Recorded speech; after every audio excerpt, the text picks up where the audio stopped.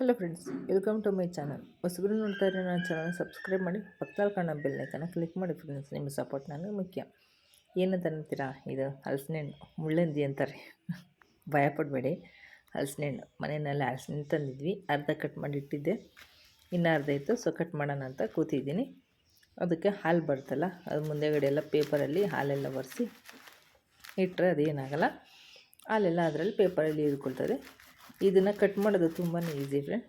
ಹೇಗಂತ ನೋಡ್ತೀರಾ, ಒಂದು ಸೈಡು ಮತ್ತು ಎದುರು ಬದ್ರು ಸೈಡಲ್ಲಿ ಕಟ್ ಮಾಡಿ, ಅಂದರೆ ಹಲಸಿನ ಅಗಲ ಮಾಡಿದ್ರೆ ಅದು ಓಪನ್ ಆಗುತ್ತೆ ಫುಲ್ಲು.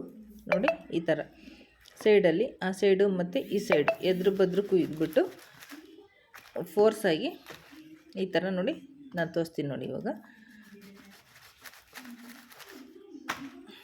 ನೋಡಿ ಈ ಥರ ಅಗಲ ಮಾಡಿದ್ರೆ ಅದು ಫುಲ್ ಓಪನ್ ಆಗುತ್ತೆ. ಸೈಡಲ್ಲಿ ಕಚ್ಕೊಂಡಿರೋದನ್ನು ಹೀಗೆ ತೆಗಿಬೇಕು.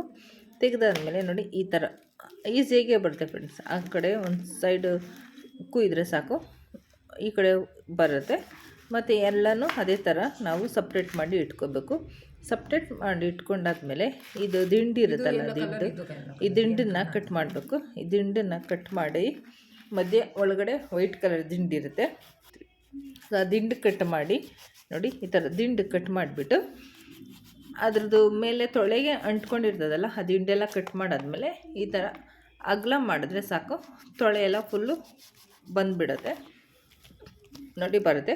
ಈಗ ಸೈಡಲ್ಲಿ ಸೋಗೆ ಅಂತಾರೆ ಅದನ್ನು ಸೈಡೆಲ್ಲ ತೆಗೆದುಬಿಟ್ಟು ಕಾಯಿ ತೆಗೆದ್ರೆ ಕಾಯಿ ರೆಡಿಯಾಗಿ ಹಲಸಿನ ಹಣ್ಣು ನಮ್ಮ ಕೈಗೆ ಬರುತ್ತೆ ಫ್ರೆಂಡ್ಸ್. ನೋಡಿ ಆ ಥರ ಸೈಡಾಗಿರೋದೆಲ್ಲ ತೆಗೆದು ಇಟ್ಟರೆ ಬರುತ್ತೆ. ಓಕೆ ಫ್ರೆಂಡ್ಸ್, ಹೇಗಿತ್ತು ಹಲಸಿನ ಹಣ್ಣು? ಇದರ ರುಚಿ ತಿಂದವ್ರಿಗೆ ಗೊತ್ತಲ್ವಾ.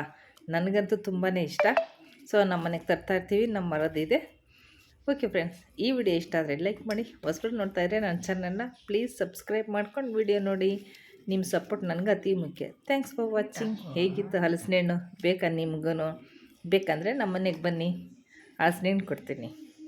ಇದ್ರ ರುಚಿ ಯಾರ್ಯಾರು ತಿಂದಿದ್ರ ಅಂತ ಕಮೆಂಟ್ ಸೆಕ್ಷನಲ್ಲಿ ಕಮೆಂಟ್ ಮಾಡಿ ಫ್ರೆಂಡ್ಸ್.